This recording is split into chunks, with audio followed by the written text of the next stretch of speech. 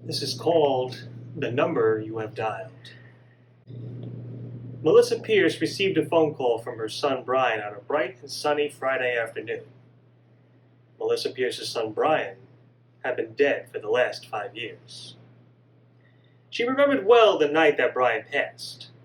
She could replay every moment, down to the syllables set by her family, friends, doctors, and nurses. It haunted her dreams wherever she slept, and even crept into her thoughts when she was awake. It all started, innocently enough, with a small argument between herself and her son. "Mom, for God's sake, I'm 17 years old. I'm nearly done with high school." "I don't care how old you are, Brian. You can live to be 100. But I'm still going to tell you that you cannot go to this party," she uttered back, calmly but firmly. It was a birthday party that Brian's friend Mary was throwing. Brian assured Melissa that the party was being held in the neighborhood. But once Mary needled the address out of him, one quick search of it showed it wasn't in a good part of town. It also didn't help that some of Mary's friends, who Brian knew by proxy, were a rowdy, often dangerous bunch. "Mom, this is Mary we're talking about. You know Mary. I've been friends with her since elementary school. I can't miss her birthday. Besides, it's only going to be a small handful of people there. We're going to have pizza, watch a few movies, have birthday cake, then boom, we're done." Melissa sighed and shook her head. Brian wasn't a baby anymore, but that didn't mean she was disqualified from putting her foot down. "Brian, I've seen what those so-called friends of hers do. They drink, they smoke, they drive like maniacs on the road, they fight. I'm sorry, but my mind is made up. I like Mary, I really do, but I do not want you at this party. Call Mary and apologize, and tell her you two can hang out sometime next week." Now, normally this would be the point in the argument where Brian would roll his eyes, sigh, and, with a hint of annoyance and a pinch of anger, would acquiesce to his mother's demands. The key word being normally. "I'm going to the party. And if you don't like it, then tough." Melissa narrowed her eyes at her son. "You want to try that again?" Whenever Melissa would say that, that was usually the signal to Brian that he had better change around what he said, and quickly. "I'm going to that party." Melissa had it. She calmly but firmly walked past Brian and towards a bowl filled with car keys belonging to her car, her husband's car, and Brian's car.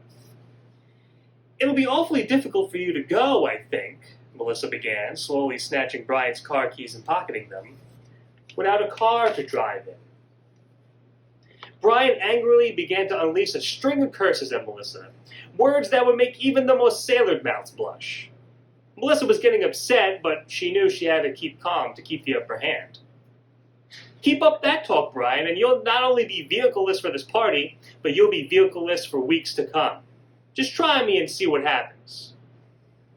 "God, I hate you so much sometimes," Brian snarled, stopping off to his room as he did. "I'll find a way to that party. Not having a car won't stop me. You'll see." "Yeah, good luck with that, Brian. Now that you've told me your master plan, I'll know to pay attention to what you're doing." She tried. She truly did.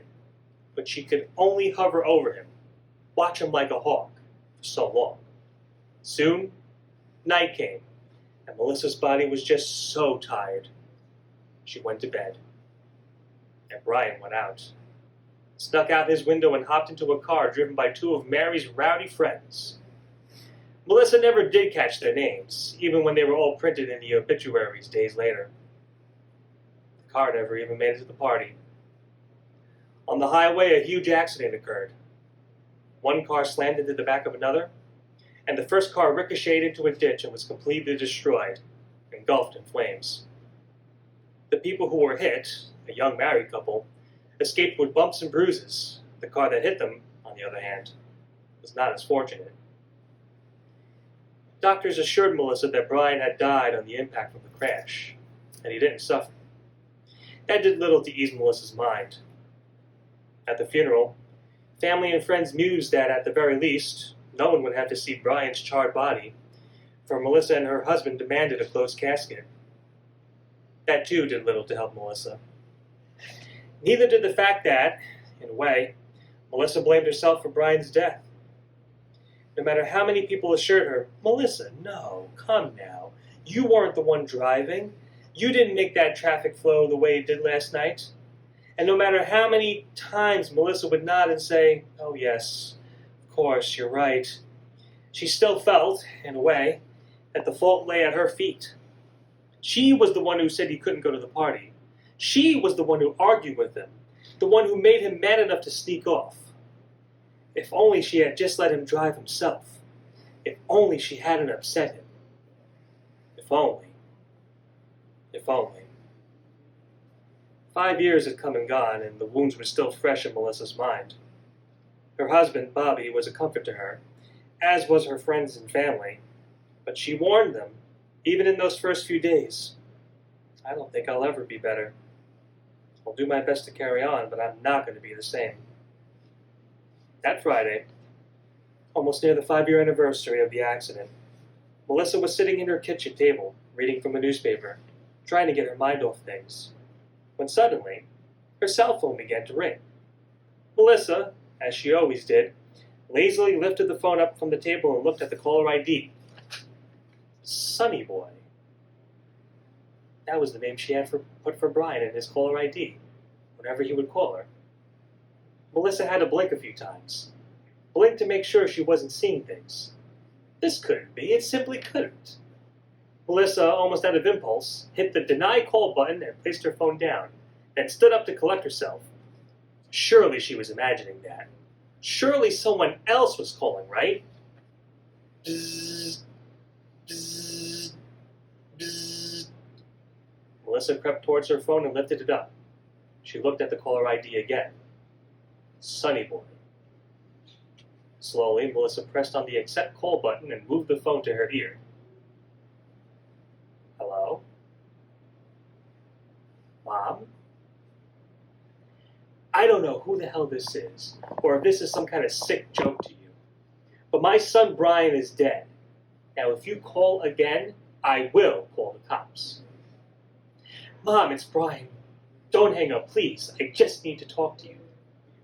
Look, Buster, I don't ask for much in this world, but what I do want is for you to hang up. I will not sit here and listen to some little punk, wannabe prankster pretending to be my son. Now, goodbye. Melissa went to hit her finger to the end call button. Fuzzy Wilkins! A beat. A long beat. Melissa hesitated, then slowly put the phone back to her ear. Excuse me? Fuzzy Wilkins. He was my imaginary friend, remember? You were the only one I told about him, back when I was 6. I was afraid people would make fun of me if I told them. Not you. You I loved. You I trusted. I knew you'd never judge me. Melissa had never told a soul about Fuzzy Wilkins. Brian never had the courage to tell anyone, even his best friends, about it. Brian? Here, Mom. Tears flooded Melissa's eyes. She began to cry. She couldn't help herself. She knew this was unbelievable, beyond her comprehension, but to hear Brian's voice again after 5 years. Mom, don't cry. Please don't cry.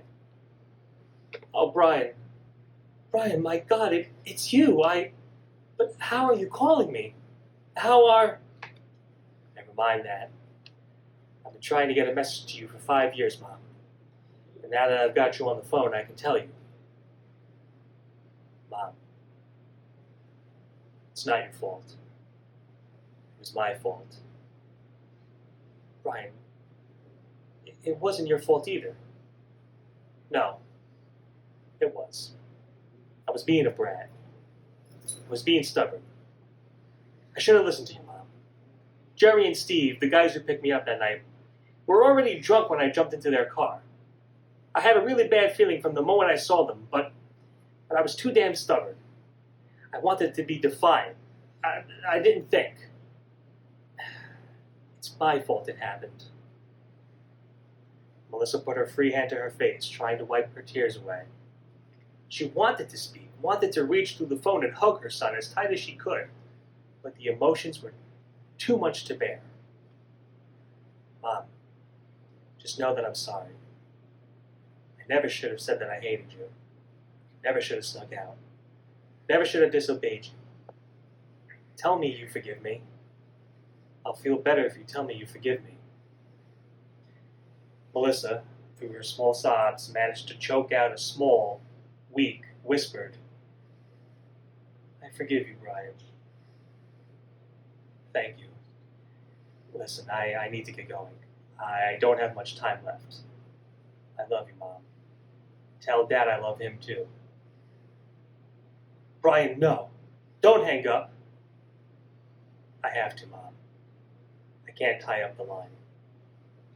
Brian, Melissa choked out a few sobs, then composed herself enough to continue. Oh, God, you had so much in life to look forward to.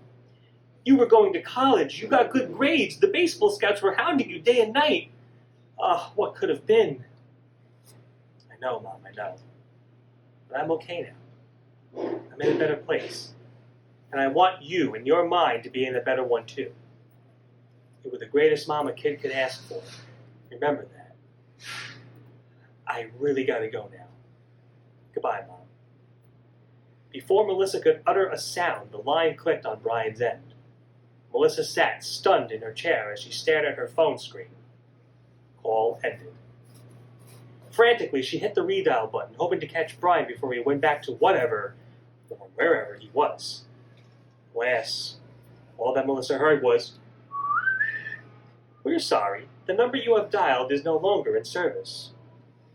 Melissa cursed out loud as she frantically went to her call history, but Brian's name, Sonny Boy, did not appear.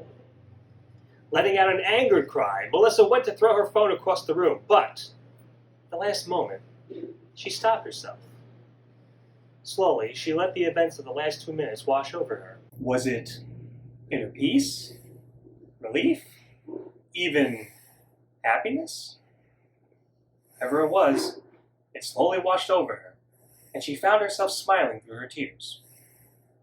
Yes, Brian was okay now, and their last conversation was no longer an argument. No longer had been ended by a I hate you statement from her son. It would all be okay now. The hole in her heart would still be there, of course, but at least it was a little bit smaller.